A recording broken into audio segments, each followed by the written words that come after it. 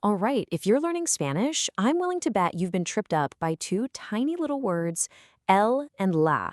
They seem to pop up and disappear when you least expect them, turning what you think is a perfect sentence into a classic beginner mistake.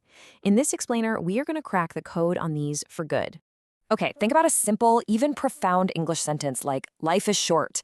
If you translate it word for word into Spanish as vida es corta, it sounds off to a native speaker. But why, right? The reason actually reveals a really fundamental difference between the two languages. Well, the correct way, the natural way, is la vida es corta. You see that? That little la that just popped in out of nowhere? That one tiny article is the key to unlocking a huge part of sounding more natural in Spanish, and it's exactly what we're going to master right now. Now, you might be thinking you have to memorize 100 different confusing rules for this, but you don't. To get this right, you just need one simple, really powerful idea. What I like to call Spanish's golden rule for articles. And here it is. The rule is simply this. Spanish just loves to use articles with general nouns. You know, where in English, we're totally cool talking about life or dogs, just as these big, abstract ideas. Spanish feels this need to sort of define it, to put an article like la or los in front of it. Okay, here's a really good way to think about this. I want you to picture it as tagging.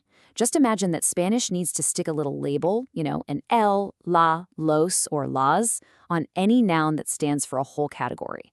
You're not talking about your neighbor's dog, you're talking about the idea of dogs. So you have to tag the whole category, los perros. Okay, so where does this whole tagging thing actually pop up? Well, it shows up super consistently in 5 key situations. And once you learn to spot them, I promise you'll get it right pretty much every time. So, here's our game plan. We're going to look at general categories, abstract nouns, subjects in sports, days of the week, and finally, body parts.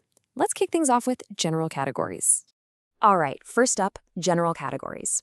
Anytime you make one of those big, sweeping statements about all of something, all cats, all technology, or the concept of love itself, you have to use the article in Spanish. You know, in English, we just say cats are independent. But in Spanish, you have to tag that whole category, los gatos son independientes. And this works perfectly for those big, abstract ideas that you can't really count, right? Things like happiness, time, or justice. Whenever you talk about them as general concepts, they have to get that tag. So it's not felicidad es importante, it's la felicidad es importante. You'll see this pattern again and again. It extends to languages, school subjects, and sports. For instance, you'd say, el fútbol es popular. But, and this is a big one, look at that exception for languages. You use the article when the language is the subject of the sentence, but you drop it after a verb like hablar.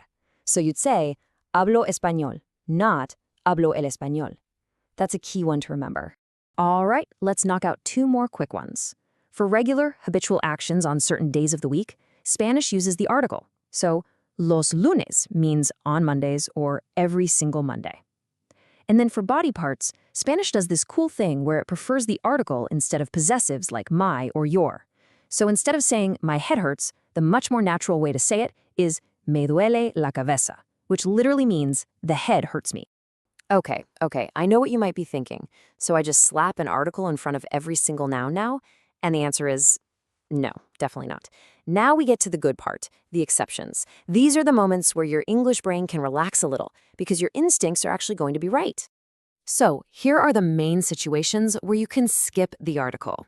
The biggest one, for sure, is when you're using the verb ser to say what someone's job is or their religion or nationality. Also, after some propositions, and in really quick lists, signs, or headlines, Spanish often just drops the article, just like we do in English. This brings us to a super important distinction with that verb ser.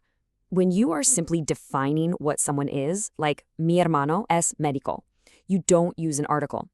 But the second you start talking about doctors as a whole group, generalizing about them, like in los médicos ganan bien, boom, the golden rule kicks right back in. And you need that tag. All right, so we've gone over the rules, we've covered the main exceptions. Now for the big question. How do you actually use this in a real conversation without your brain just short-circuiting? Let's build a practical toolkit to make this feel second nature. Okay, so when you're in the middle of speaking, here's a quick mental checklist you can run through. First, ask yourself, am I talking about all of something or a big abstract concept? If the answer is yes, use the article. Use the tag. Step 2. Am I defining who or what someone is with the verb ser? If yes, no article. And finally, if you're talking about some unspecified amount of something, like I need water, not a specific bottle, just water in general, you can also leave it out. This little checklist is going to help you avoid the #1 mistake that English speakers make: direct translation. Your brain, trained in English, wants to say, technology comes fast. But your new Spanish instinct is going to kick in and say, wait a minute. Technology is a big general concept. It needs its tag. So you get la tecnología. The other huge trap is throwing in un or uno when you're talking about professions. In English, we say he is a doctor, so it feels natural. But you have to remember that big ser exception. In Spanish, you drop the article completely. It's just es médico. Simple as that. And last but not least, body parts. Look, saying lavo mis manos isn't technically wrong, but it just sounds a little clunky, a little too much like a textbook. The really natural, fluid, native speaker way to say it is me lavo las manos, using that reflexive verb and the definite article. So, after all this, what's the one thing you should remember? Your big rule of thumb. It's this. When you're making a general statement in Spanish and you're not sure, you hesitate, just use the article. Seriously, just go for it. You're going to be right way more often than you're wrong, like 90% of the time. It's your safest bet for sounding more natural. You know, getting the hang of the definite article is a massive step towards sounding more authentic in Spanish. It's not just about memorizing grammar rules. It's about learning to think about the world in these big, general categories, the way a native speaker does. So now that you've got the golden rule down, what's the next piece of the Spanish puzzle you want to solve?